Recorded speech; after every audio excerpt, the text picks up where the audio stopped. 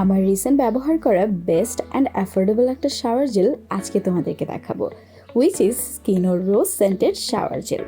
আমাদের স্কিন কেয়ারে আমরা কত কিছু করে থাকি, কিন্তু আমাদের বডির বাকি পার্টগুলোর ক্ষেত্রে আমরা কি তেমন একটা কেয়ার করি? গোসলের সাবান কিংবা শাওয়ার জেল যাই বলি না কেন, দুটোর কাজই এক, ত্বক থেকে ময়লা দূর করা, ত্বকের উজ্জ্বলতা বৃদ্ধি করা। তবে সাবানের পিএইচ লেভেল 9 থেকে 11-র মধ্যে হয় এটি ক্ষারকীয়, ফলে ত্বকে হয় নানা ধরনের ক্ষতি।